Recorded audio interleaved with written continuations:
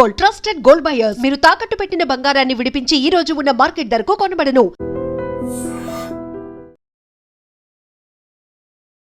నమస్తే, నేను Kavitha. Welcome to I dream news and నిజాలు. 5 రాష్ట్రాలకు జరిగినటువంటి ఎన్నికల్లో ఎగ్జిట్ పోల్స్ ఫలితాలు అనేవి ఎందుకంత విచిత్రంగా కనిపిస్తున్నాయి? ఒక ఎగ్జిట్ పోల్ ఫలితానికి ఇంకొక ఫలితానికి ఎందుకంత మ్యాసివ్ తేడా, హ్యూజ్గా కనిపిస్తోంది? నిజంగా పబ్లిక్ పల్స్ని క్యారీ చేస్తున్నాయా లేదా, లేకుంటే స్ట్రాటజిస్టులు వాళ్ళ ఓన్ మార్కెటింగ్ స్ట్రాటజీని యూస్ చేస్తున్నాయా? పార్టీలని ఆకర్షించడానికి మాత్రమే చేస్తున్నటువంటి యంత్రాంగమా? మనతో పాటుగా ఉన్నారు సీనియర్ జర్నలిస్ట్ సురేష్ కొచ్చతిల్ గారు. సార్ నమస్తే. సో కొన్ని గంటల కింద వచ్చినటువంటి ఎగ్జిట్ పోల్స్ అనేది ఒక విపరీతమైనటువంటి చర్చ ఉంది. ఒక రకంగా దేశమంతా ఆసక్తిగా ఎదురు చూస్తోంది, పార్టీలేమో ఆతృతగా ఎదురు చూస్తున్నాయి ఇది నిజమేనా కాదా అనేది. సో పబ్లిక్ పల్స్ని మేము క్యారీ చేస్తున్నాం అనుకున్నప్పుడు, ఒకటేమో ఎన్డీఏకి ఇచ్చినప్పుడు ఒకటి టీఎంసీకి ఎలా ఇస్తుంది బెంగాల్లో? అంటే యాక్చువల్లీ ఈ పోల్స్ చూస్తే అస్సాం అండ్ కేరళలో డిస్ప్యూట్ ఏం లేదు, చాలా క్లియర్. అది అస్సాంలో ఎన్డీఏకి మెజారిటీ వస్తుందని అందరూ అంగీకరించారు. ఇటువైపు కేరళలో కూడా యూడీఎఫ్కి మెజారిటీ వస్తుందని అంగీకరించారు. నంబర్స్ ఎక్కడెక్కడ కొంచెం తేడా ఉంది అంతే. కానీ తమిళనాడుకు వచ్చినప్పుడు ఎక్సెప్ట్ ఫర్ ఇండియా టుడే పోల్లో ఒకటే విజయవాడ పార్టీకి చాలా మటుకు సీట్లు ఎక్కువ ఇచ్చారు. 2 పోల్స్లో డిఎంకేకి మెజారిటీ, రెండిట్లో ఏఐడిఎంకేకి స్లైట్ మెజారిటీ ఇచ్చారు. ఇప్పుడు తమిళనాడులో మనం చెప్పలేము ఏం జరుగుతుందని, ఎందుకంటే మీరు చెప్పినట్లే నిన్న ఒక వర్డ్ మెన్షన్ చేశారు, ఎగ్జిట్ పోలా ఎగ్జాక్ట్ పోల్ ఉంటుందా అనేది. It's big question. ఎందుకంటే లాస్ట్ టైం కూడా మీకు గుర్తుంటుంది, మమతా బెనర్జీ ఓడిపోతుందని చెప్పినప్పుడు ఒపీనియన్ పోల్స్లో, ఎగ్జిట్ పోల్స్లో లాస్ట్ టైం గెలిచింది. గెలవడం ఒకటే కాదు, 215 సీట్లు వచ్చినాయి. కానీ ఈసారి ఒక డిఫరెన్స్ ఉంది దాంట్లో. అది బహుశా మనం కూడా డిస్కస్ చేసాం దీనికన్నా ముందు. ఒకటి, ఈ ఎస్ఐఆర్ ప్రాసెస్లో జరిగిన మార్పులు. ఎస్ఐఆర్లో మనకు తెలిసిన మటుకు ఫస్ట్ ఫేజ్ పోలింగ్లో కూడా పోలింగ్ పర్సంటేజ్ పెరిగింది 92%. ఇవాళ నేను ఫైనల్ ఫిగర్స్ చూడలేదు, పొద్దు నుంచి బిజీగా ఉన్నాను. కానీ I think it's somewhere around 92% here also today. Postal ballots ఇంకా యాడ్ చేయలేదు, 91 పాయింట్ సంథింగ్ ఉండే. అక్కడ ఏం జరిగిందంటే, మీరు ఆల్మోస్ట్ 85 నుంచి 90 లక్షల మందిని ఓటర్ లిస్ట్ నుంచి తొలగించారు. తొలగించినప్పుడు ఏమవుతుందంటే, మీ టోటల్ ఓటర్ బేస్ 7 కోట్ల నుంచి దిగి 6 కోట్లకు వస్తుంది. లాస్ట్ టైం 7 కోట్లలో 82% వస్తే, ఈ 6 కోట్లలో ఈవెన్ 82 వస్తే కూడా 92గా కనిపిస్తుంది మనకి. అది మ్యాథమెటికల్ ఈక్వేషన్. అది 100 80 వాట్ అనేది అట్లా ఒక రేషియో వచ్చేస్తుంది. అది సో దాని మీద మనం టెన్షన్ పడక్కర్లేదు. కానీ నంబర్ ఆఫ్ ఓటర్స్ చూడాలి. నాకు ఇవాళ ఇంకా ఎలక్షన్ కమిషన్ బహుశా ఇవాళ ఈవినింగ్ దాకా రిలీజ్ చేస్తారు ఫిగర్స్. అది ఎంతమంది ఎక్స్ట్రా ఓటర్స్ ఈసారి ఓటేశారు. ఫస్ట్ ఫేజ్లో ఇంతమందిని తీసేసిన తర్వాత కూడా 20 లక్షల మంది ఎక్కువ ఓటేశారు. అప్పుడు మనం అడగొచ్చు వీళ్ళు ఎవరు అనేది. వీళ్ళు బహుశా ఫస్ట్ టైం ఓటర్స్ ఉంటారు, 18 ఇయర్స్ క్రాస్ చేసిన వాళ్ళు ఉంటారు. ఇంకా కొంతమంది ఈ జడ్జెస్ చేసిన అడ్జుడికేషన్ ప్రాసెస్లో కొంతమంది ఎలక్షన్, కానీ అంత ఎక్కువ ఉండరు. అది కూడా అది ఒక 5,000 మ్యాక్సిమం 10,000 ఉంటుంది, దానికన్నా ఎక్కువ ఉండదు. కానీ ఈ 2 లక్షలు అనేది ఇక పెద్ద నంబర్. అది సో బహుశా ఏం జరిగిందంటే, అందరు చెప్తున్నారు ఒక క్యాంపెయిన్ నడిచింది. ఈ నోయిడా వైపు ఉన్నవాళ్ళు, బాంబే వైపు ఉన్నవాళ్ళు, ముంబై వైపు, దట్ ఈస్, అండ్ ఈవెన్ బీహార్లో ఉన్న చాలామంది బెంగాలీలకి వాట్సాప్ మెసేజెస్ వెళ్ళిందంట. మీరు వచ్చి మీ ఓటు వేయకపోతే నెక్స్ట్ టైం మీ పేరు ఉండదు, మోదీ గారు చూసుకుంటారు అని చెప్పి మెసేజ్ పంపించారంట. అది చాలా వైరల్ అయింది. అఫ్కోర్స్ దాని నెగటివ్ కానోటేషన్ మోదీ గారి మీద వేయడానికి ట్రై చేస్తారు. సో అందరు భయపడ్డారు వీళ్ళు. చాలామంది, ఈవెన్ మై ఫ్రెండ్స్, హైదరాబాద్లో ఉన్న ఎడ్యుకేటెడ్ ఫ్రెండ్స్ కూడా వెళ్ళి ఓటేశారు కలకటాలో. ఓకే, ఇక్కడ ఉన్న గేటెడ్ కమ్యూనిటీలో ఉన్న వాళ్ళ పేర్లు నేను తీసుకుంది, కానీ గేటెడ్ కమ్యూనిటీలో ఉంటున్న వాళ్ళు కూడా Bengali, they have gone and voted in Calcutta. Okay, as per rule Kavitha garu, మీరు ఎక్కడ ఉన్నారో లాస్ట్ 6 నెలలు అదే మీ ఓటింగ్ ఏరియా. కానీ మన దగ్గర చాలామంది అంటారు మా ఊర్లో ఓటు ఉంది, మేము అక్కడ వెళ్ళి ఓటేస్తాం ఎప్పుడు. అది తప్పు. Actually you can be disqualified. కానీ ఏం జరుగుతుందంటే, మన ఇంటికి ఎన్యూమరేటర్స్ వచ్చినప్పుడు మన అమ్మగారు నాన్నగారు ఏమంటారు, ఉన్నారు ఇప్పుడు బయటికి వెళ్ళారు, లేకుంటే ఉద్యోగానికి వెళ్ళారు వాళ్ళు అంటారు. ఇప్పుడు సిద్దిపేటలో ఉన్న వాళ్ళు హైదరాబాద్లో పనిచేస్తుంటారు, కానీ వాళ్ళ అమ్మ నాన్నగారు ఏం క్లెయిమ్ చేస్తారంటే వాళ్ళు ఉన్నారు బయటికి వెళ్ళారు ఇప్పుడు వచ్చేస్తారని. Enumerators also don't take it seriously చెప్పి టిక్. కానీ ఇప్పుడు ఎస్ఐఆర్ ప్రాసెస్ అట్లా కాదు. కాకపోతే అక్కడ ఉన్నటువంటి లోకల్ పొలిటీషియన్స్ కూడా వీళ్ళంతా మా వాళ్ళే, మా ఓటర్లే అని చెప్పుకోవడానికి కూడా అది ప్రెషర్ చేస్తారు కదా అక్కడ. అదే సో ఎస్ఐఆర్ ప్రాసెస్ అట్లా కాదు. ఎస్ఐఆర్ ప్రాసెస్లో ఒకటి, మీకు 2002లో మీరు ఓటేసారా, that is the first question. ఎందుకంటే 2002లోనే లాస్ట్ ఎస్ఐఆర్ జరిగింది, 2002, 2003లో. సో 2002లో మీరు ఓటేసారా లేదా? లేదు సార్ అప్పుడు నేను 18 కూడా కాలేదని చెప్పిన వాళ్ళకి ఏం చెప్తారా? సరే మీ అమ్మ నాన్నగారు ఓటేసారా? వేసారు. ఎక్కడ వేసారు గుర్తుందా? సార్ ఈ కాన్స్టిట్యున్సీలో వేసారు. బూత్ నెంబర్ గుర్తుందా? లేదు సార్. పాత ఎలక్షన్ కార్డు ఉందా? ఉంది. అమ్మ నాన్నగారి దగ్గర అడుగుతాను, వాళ్ళ దగ్గర ఉంటుంది పాత ఎలక్షన్ కార్డు. ఎందుకంటే పాత ఎలక్షన్ కార్డుకి ఇప్పుడున్న ఎపిక్కి డిఫరెన్సెస్ ఉన్నాయి. Number of alphabets and numericals వచ్చేసినాయి ఎక్కువ. పాత దాంట్లో న్యూమరికల్స్ ఉండే ముందు. సో ఈ చిన్న మార్పులు వచ్చినాయి దాని తర్వాత. సో ఈ తీసుకొచ్చిన తర్వాత వీళ్ళు మ్యాచ్ చేస్తారు. యాక్చువల్లీ మీకు ఆ ఫామ్ తీసుకొచ్చినప్పుడే ఎస్ఐఆర్ ఫామ్లోని ఈ డీటెయిల్స్ మనకు రాబోతుంది, ఇప్పుడు స్టార్ట్ అవుతుంది అనదర్ 15 days. దాంట్లో పైన మీ పేరుతో సహా మీ పాత కాన్స్టిట్యున్సీ నెంబర్ కూడా ఉంటుంది, మీరు ఎక్కడ ఓటేశారని చెప్పేసి. ఈ జరిగింది ఏంటంటే వీళ్ళందరినీ పిలిపించుకున్నారు. In fact the running joke in Noida was పని మనుషులు ఎవరు లేరు, ప్లీజ్ కమ్ బ్యాక్ అని చెప్పి కొంతమంది మీమ్స్ తయారు చేశారు. బెంగాలీ పని మనుషులు అందరూ వెళ్ళిపోయారు బెంగాల్కి, ఇప్పుడు పని చేయడానికి ఇంట్లో ఎవరు లేరు. మన అర్బన్ క్లాప్లో ఇన్స్టా హెల్ప్లో దొరకడం లేదు బుకింగ్, అంత టఫ్ అయిపోయిన సిచ్యువేషన్ అని చెప్పేసి. ఎనీవే జోక్స్ అపార్ట్, ఇది జరిగింది ఏంటంటే బహుశా చాలామంది బయట నుంచి వాళ్ళు స్పెషల్ ట్రైన్స్ కూడా రన్ చేశారు, వాళ్ళందరూ వెళ్ళి ఓటేశారు. కానీ ట్రైన్స్ రన్ చేసినప్పుడు టీఎంసీ వాళ్ళు ఏమన్నారంటే బీజేపీ వాళ్ళు చేపిస్తున్నారు, బయట వాళ్ళని తీసుకొచ్చి ఓటేపిస్తున్నారు అన్నారు. కానీ we're not sure what happen there also. అక్కడ కూడా ఏం జరిగింది మనకు తెలియదు. నా అంచనా ప్రకారం బికాస్ మొత్తం మనం 92 లక్షల మందిని తీసేశారని చెప్పినప్పుడు 294 అసెంబ్లీ సెగ్మెంట్ డివైడ్ చేస్తే 29,000 ఆడ్ వస్తుంది. 30,000 పెట్టుకుందాం. పర్ కాన్స్టిట్యున్సీలో 30,000 ఓటర్లు తీసేశారు. అన్ని కాన్స్టిట్యున్సీలు ఈక్వల్ కాదు, మనకి ఓన్లీ యావరేజ్ నెంబర్ తీసుకున్నాను నేను. కొన్నిట్లో 15,000 తీసేశారు, కొన్నిట్లో 45,000 తీసేశారు. ఇప్పుడు జరిగింది ఏముంటుందంటే ఈ ఓటింగ్ ప్యాటర్న్ చూస్తే, నిన్న రాత్రి కూడా మూర్తిగాతో మాట్లాడాను ఆత్మసాక్షి వాళ్ళు, ఆయనతో. అప్పుడు కూడా ఆయన కూడా చెప్పారంటే ఈ నంబర్లు వీళ్ళు మాట్లాడలేదు. ఇన్ఫ్యాక్ట్ టైమ్స్ నౌ, రిపబ్లిక్లో వచ్చిన ఎగ్జిట్ పోల్ చేసిన వాళ్ళు కూడా ఫెసాలజిస్ట్ వాళ్ళు ఏమంటున్నారంటే, మేము అన్ని రాష్ట్రాలు తిరిగినాము ఇప్పుడు దాకా, ఎక్కడ ప్రాబ్లం లేదు. తమిళనాడు, కేరళ, అస్సాం, పుదుచ్చేరి నో ప్రాబ్లం, అందరు చెప్తున్నారు మీరు ఎవరు కోటేశారని చెప్తారు. కానీ బెంగాల్లో ఒకటే బయటికి వచ్చి చెప్పంగానే భయపడుతున్నారు చెప్పడానికి. అదెందుకో అర్థం కావట్లేదు అని చెప్పి నేను రిపబ్లిక్ 3-4 సార్లు చెప్పారు దాన్ని. I heard the same dialogue in India today also. Okay, భయపడుతున్నారు బెంగాల్లో ఉన్న ఓటర్స్, భయపడుతున్నారు చెప్పడానికి ఎవరికి ఓటేశారని చెప్పేసి. చాలా కారణాలు ఉండొచ్చు. లాస్ట్ టైం జరిగిన వైలెన్స్ ఎలక్షన్ తర్వాత ఈసారి జరగదు, వీళ్ళు సిఏపిఎఫ్ స్టాఫ్ ఇంకా ఉంటారు 60 రోజులు అని చెప్పారు. కానీ కవితారు ఇప్పుడు ఈ ఏ ఎగ్జిట్ పోల్ అయినా బెంగాల్ నేను బిలీవ్ చేయను. Okay, Tamil Nadu still I believe except for India Today. India Today has given a crazy number విజయ్కి, అది ఎప్పుడు జరగదంతా. కానీ మిగతా అందరూ నార్మల్ మనం ఊహించినట్లనే వచ్చింది అక్కడ.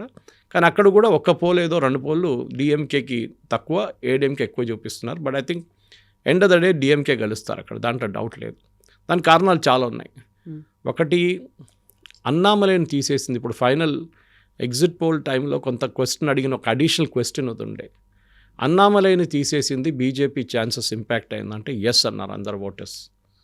ఎందుకంటే ఇప్పుడు కూడా బీజేపీకి ఎంత వస్తుంది, 2-3 సీట్లు వస్తుంది అంతే.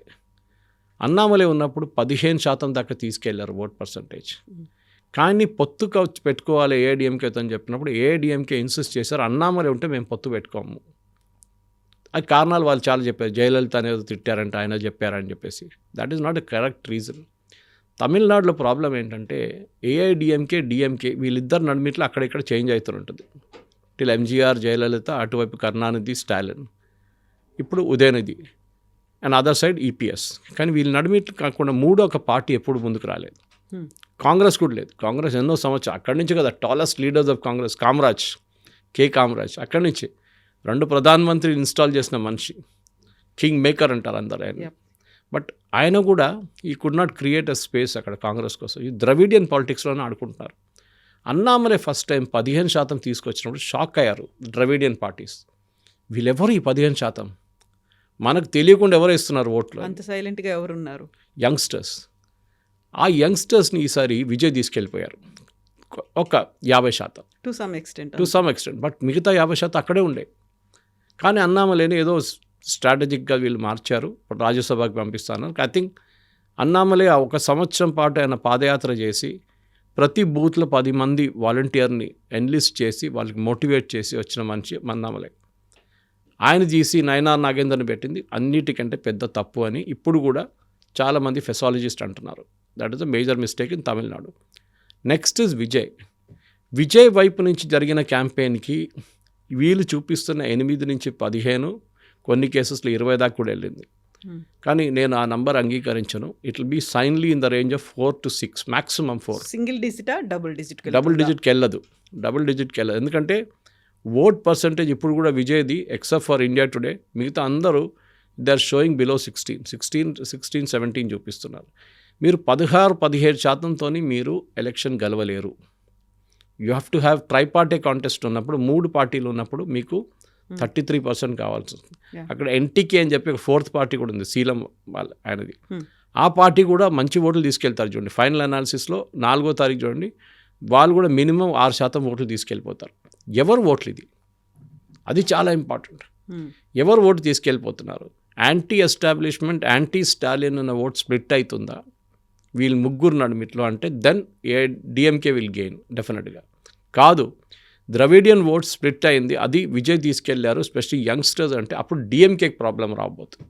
కాకపోతే 2 ఎక్స్ట్రీమ్స్గా కనిపిస్తున్నాయి. వస్తే 3 సీట్లు వస్తాయంట, లేకపోతే 17-18 ఇండియా టుడే చెప్పినట్టుగా 90 దాకా వెళ్తాయంటే అది లైక్ అసలు అన్బిలీవబుల్, అన్ప్రెడిక్టబుల్ అనిపిస్తోంది అక్కడ. కరెక్ట్, మీరు చెప్పింది కరెక్టే. ఆ స్టాటిస్టికల్ పాసిబిలిటీ చూస్తే మార్జిన్ ఆఫ్ ఎర్రర్ +or-2% పక్కన పెట్టండి, మీకు 16% దాకా, అది కూడా చాలా ఎక్కువ. I think Vijay's party will end up somewhere between 8 and 12, 8 నుంచి 12% దాకా వాళ్ళకి ఓట్లు వస్తాయి పర్సంటేజ్.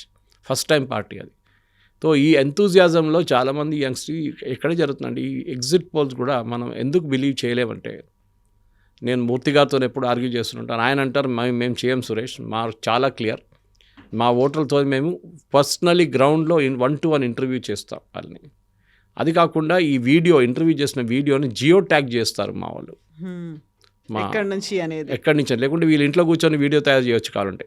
సో జియో ట్యాగింగ్ చేసినప్పుడు డెఫినెట్గా మాకు తెలిసిపోతుంది. మేము 10 చేసినా కానీ ఒక కాన్స్టిట్యున్సీలో ఆ 10 కరెక్ట్ ఉంటుంది. కానీ ఆయన ఒక మాట చెప్పారు నిన్న, 294 స్థానాలు ఉన్న వెస్ట్ బెంగాల్లో మీరు ఎట్లా చేస్తారు ఎగ్జిట్ పోల్ అని అడుగుతున్నారు. ఒక్క కాన్స్టిట్యున్సీలోనే ఆల్మోస్ట్ 5,000, 6,000, 10,000 కూడా ఉండొచ్చు నెంబర్ ఆఫ్ బూత్స్. మీరు ప్రతి బూత్లో వెళ్ళి అడుగుతారా? మీ దగ్గర అంతమంది ఉండరు. సో వీళ్ళు ఎక్స్ట్రాపోలేట్ చేస్తారు. ఒక్క కాన్స్టిట్యున్సీలో 5 బూతులు తీసుకొని 5 డిఫరెంట్ సెగ్మెంట్స్ నుంచి దాంట్లో అడిగిన ప్రశ్నలకి మీ ఎక్స్ట్రాపోలేట్ చేస్తారు. దాన్ని తీసుకునేది రిఫ్లెక్ట్ చేయలేదు అక్కడ, మల్టిప్లైడ్ బై 100. ఓకే, అప్పుడు మీకు ఒక నెంబర్ వస్తుంది, అది బహుశా కరెక్ట్ నెంబర్ అని చెప్తారు. సో ఇండియాలో ఈ ఎగ్జిట్ పోల్ అనేది ఇట్స్ స్టిల్ నాట్ మెచ్యూర్. అందుకు మన వాళ్ళు అబద్ధం చెప్తారు, అదొకటి. భయపడతారు వెస్ట్ బెంగాల్ లాగా కేసులో. ఈవెన్ కేరళలో కూడా, కేరళలో మీరు కమ్యూనిస్ట్ పార్టీ స్ట్రాంగ్ హోల్డ్ ఉన్న కన్నూరు లాంటి ప్లేస్లో వెళ్ళి అక్కడ ఎవరో మైక్ తీసుకొచ్చి మీరు ఎవరికి ఓటేశారంటే భయపడతారు. వీళ్ళు నిజమైన వాళ్ళ, ప్రెస్ వాళ్ళ, లేకుంటే ఇంకెక్కడి నుంచి వచ్చిన వాళ్ళ అని అడు భయపడతారు. నేను కాంగ్రెస్కి వేసాను లేకుంటే బీజేపీకి వేసానంటే కొడతారని. అది ఎప్పటికీ గుర్తుపెట్టుకుంటారు అక్కడ లోకల్గా ఉన్నటువంటి లీడర్స్. కరెక్ట్. సో ఇది చాలా డేంజరస్ అనమాట. సో ఎగ్జిట్ పోల్ అనేది I don't really believe in it. But ఒక ఏం చెప్తారు, ఒక 80 to 90% చూపిస్తుంది, రూట్ చూపిస్తుంది. ఇది బహుశా ఇక్కడ దాకా వెళ్ళొచ్చు. మీరు బీహార్ పోల్స్ తీసుకోండి. బీహార్లో ఏం చెప్పారు, చాలా టైట్ కాంటెస్ట్ ఉండబోతుంది, neck to neck fight between RJD Congress, ఇటువైపు NDA that is JDU and BJP. కానీ ఏం జరిగింది, లాస్ట్లో 2/3 మెజారిటీ వచ్చింది.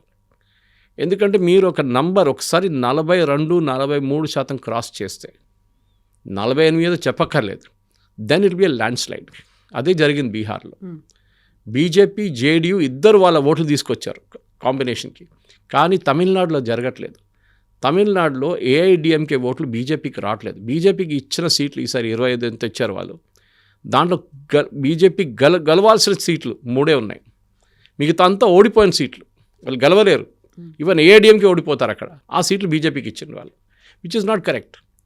అండ్ ఈవెన్ అన్నామలై కూడా చెప్పారు, అది చాలా క్లియర్. కోయంబత్తూర్ ఫర్ ఎగ్జాంపుల్ చాలా మట్టుకు బీజేపీ స్ట్రాంగ్ హోల్డ్. అది కన్యాకుమారి ఎక్కడ సీట్లు ఇవ్వకుండా వీళ్ళు ఎక్కడ ఓడిపోతారో అక్కడే సీట్లు ఇచ్చారు బీజేపీకి. అది బీజేపీ కార్డర్స్లో చాలా మటుకు వాళ్ళు అప్సెట్ కాస్ చేశారు అక్కడ.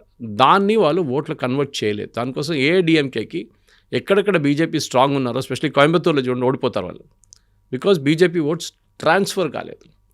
ఈ ట్రాన్స్ఫర్ అనేది ఒక పెద్ద గేమ్ కవిత గారు.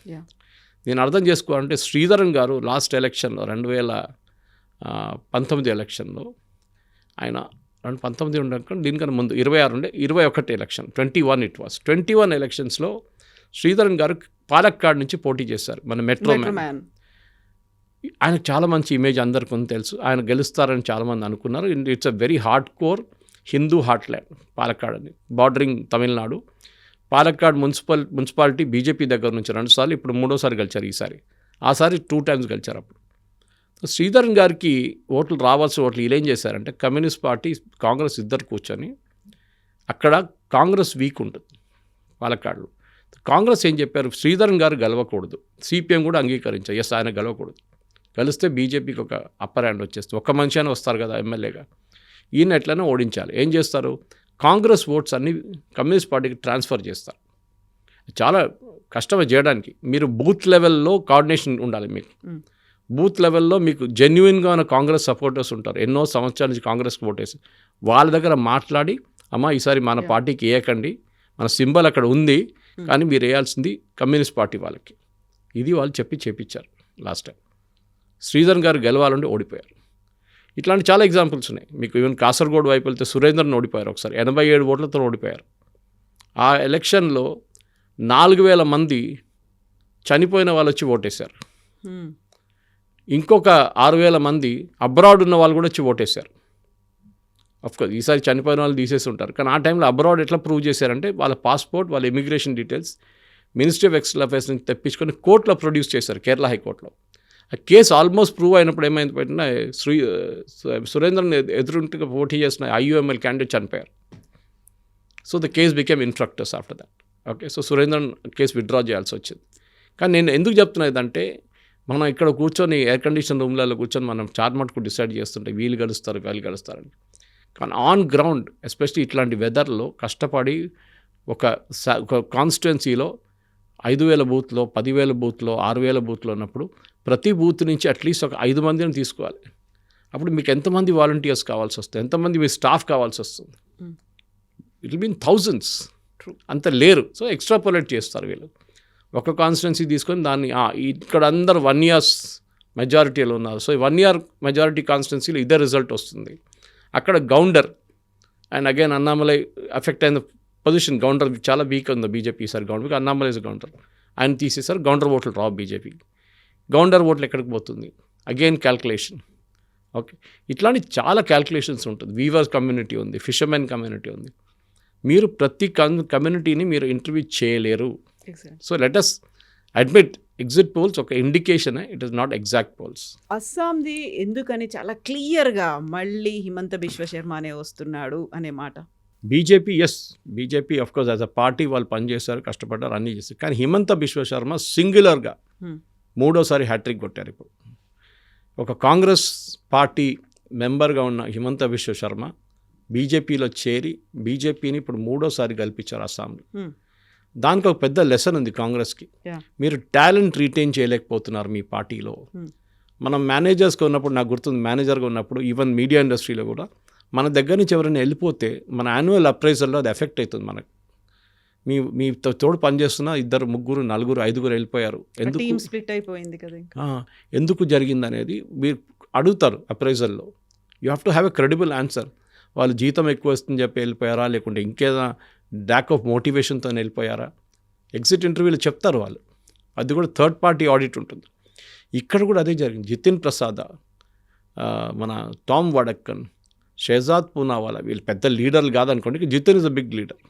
ఓకే, ఇట్లాంటి ఎంతోమంది నేతలు అండ్ హిమంత బిశ్వ శర్మ, మళ్ళీ అస్సాం కాంగ్రెస్ చీఫే బీజేపీలో చేరిపోయారు లాస్ట్. ఇట్లాంటి పరిస్థితుల్లో మీరు చూడండి, ఇది అన్నిటికంటే పెద్ద ప్రాబ్లం కాంగ్రెస్కి. ఇదే ప్రాబ్లం ఒక 30 సంవత్సరాల ముందు జరిగింది. అప్పుడు తృణమూల్ కాంగ్రెస్ ఫామ్ అయింది ఒకటివైపు, మమతా బెనర్జీ కాంగ్రెస్ నుంచి బయటకు వచ్చి ఇటువైపు NCP Nationalist Congress party Sharad Pawar గారు ఫామ్ చేశారు. ఎందుకంటే కాంగ్రెస్లో ఒక టాలెంట్ని రీటైన్ చేయడానికి ఉన్న ఆ కెపాసిటీ ఉన్న మనుషులు లేరు. ఇప్పుడు మీరు చెప్పొచ్చు, సుబ్రహ్మణ్యం స్వామి ఉన్నారు, బీజేపీని పొద్దున్న లేవగానే విపరీతంగా తిడతారు, ఆయన మోదీ గారిని తిడతారు, ట్వీట్ మీద ట్వీట్ చేస్తూనే ఉంటారు. కానీ ఇప్పుడు దాకా ఆయన పార్టీని తీయలేదు బీజేపీ, అక్కడే ఉంచుకున్నారు. ఆయన ఎక్కడ ఉన్నారు? ఆయన ఏం చేశారు? ఆయన ఎక్స్పెల్ చేయొచ్చు ఈజీగా, ఇవాళ తీసి రేపు పొద్దున బయటపడేయచ్చు. కానీ కాంగ్రెస్లో అది కాదు. కాంగ్రెస్లో వీళ్ళ మాట వినడానికి కూడా ఎవరు లేరు. అది ప్రాబ్లం వచ్చింది హిమంత బిశ్వ శర్మ. ఆ రోజు రాహుల్ గాంధీ కుక్క బిస్కెట్ తినిపించి, ఆ కుక్క బిస్కెట్ అదే కుక్క బిస్కెట్ హిమంత బిశ్వ శర్మకి ఆఫర్ చేసినప్పుడు ఆయనకు వచ్చిన కోపం, అక్కడి నుంచి వాకౌట్ చేసి ఆయన డైరెక్ట్లీ వెళ్ళి బీజేపీలో చేరారు. ఎంటైర్ నార్త్ ఈస్ట్లో బీజేపీది ఫార్చ్యూన్స్ మారింది ఆ రోజు నుంచి. Tripura separate case. త్రిపురలో మాణిక్ సర్కార్ అనే జెంటిల్మెన్, ఈవెన్ బీజేపీ వాళ్ళు కూడా అంగీకరిస్తారు, ఇంత క్లీన్ స్ట్రైట్ ఫార్వర్డ్ ముఖ్యమంత్రి భారతదేశంలో లేరు అని చెప్పి. అంత క్లీన్గా ఉన్న కమ్యూనిస్ట్ పార్టీ ముఖ్యమంత్రి ఆయన్ను కూడా ఓడించారు. ఒడిశాలో Naveen Patnaik again very honest, అంత డబ్బులు మస్తుంది, వాళ్ళ ఫాదర్ సంపాదించుకున్నారు ఇనఫ్, కానీ ఆయన కూడా ఓడించారు మళ్ళీ. వీళ్ళ దగ్గర ఏంటంటే ఒక కిల్లర్ ఇన్స్టింక్ట్ లేదు. మీరు ఏ యూడిఎఫ్తో పొత్తు పెట్టుకొని కూడా మీరు గెలవలేకపోతే then you can never win Assam, never. In fact నిన్న ఈ కన్ఫ్యూజన్ నడుమిట్లో నిన్న గుజరాత్ మున్సిపల్ రిజల్ట్స్ వచ్చినాయి, నిన్న చూసుంటారు మీరు. అక్కడ బీజేపీ స్వీప్ చేశారు, 30 తీసుకెళ్ళిపోయారు మున్సిపల్ కార్పొరేషన్. కానీ అక్కడ పెద్ద న్యూస్ ఏంటంటే సెకండ్లో వచ్చింది ఆమ్ ఆద్మీ పార్టీ, నాట్ కాంగ్రెస్. ఇదే ఆమ్ ఆద్మీ పార్టీ ఢిల్లీలో కాంగ్రెస్ని ఫినిష్ చేసేస్తారు. ఇవాళ కూడా కాంగ్రెస్ రికవర్ కాలేదని. షీలా దీక్షిత్ లాంటి లీడర్ ముఖ్యమంత్రిగా ఉన్న కాంగ్రెస్ పార్టీ ఢిల్లీలో ఇవాళ దాకా రికవర్ చేయలేకపోయారు దాని నుంచి. దాని తర్వాత 2 టర్మ్స్ ఆమ్ ఆద్మీ పార్టీ గెలిచారు, నెక్స్ట్ బీజేపీ గెలిచారు. కాంగ్రెస్ పత్తా లేదు అక్కడ. ఇది జరుగుతుంది. సో మీరు హిమంత బిశ్వ శర్మని ఆ రోజు బాగా ట్రీట్ చేసుకుంటే, ఆ రోజు ఆయనకు తరుణ్ గొగోయ్తో ఉన్న గొడవని సార్ట్అవుట్ చేసుకుంటే బహుశా కాంగ్రెస్ ఇప్పుడు కూడా అస్సాంలో గెలుస్తుండే. కానీ జరగట్లేదు, అయిపోయింది. ఇంకా అక్కడ తిరిగి రావడం ప్రసక్తే లేదు. కాకపోతే ఆ హిమంత బిశ్వా మీద విపరీతమైనటువంటి కరప్షన్ ఛార్జెస్ ఉన్నాయి, బోల్డంత కుంభకోణాలకు పాల్పడ్డాడు. అలాంటి వాడిని బీజేపీలోకి వచ్చిన తర్వాత వాషింగ్ మెషిన్లో వేసినట్టుగా అయిపోయింది అనుకున్నప్పుడు అక్కడ పబ్లిక్ యాక్సెప్టెన్సీ అనేది ఉందా ఆయనకి? అంటే ఉంది అనేటువంటి ఫలితాలు. దెన్ వాట్ అబౌట్ ఆయన మీద ఉన్న కరప్షన్ ఛార్జెస్? కరప్షన్ అనేది ఇండియాలో మీరు శరద్ పవార్ చూడండి, ఆయన మీద చాలా ఆరోపణలు ఉన్నాయి. ఓకే, సురేష్ కల్మాడి ఆయన మీద చాలా ఆరోపణలు ఉన్నాయి. Corruption Lalu Prasad Yadav, king of corruption, ఆయన మీద ఆరోపణలు ఉన్నాయి.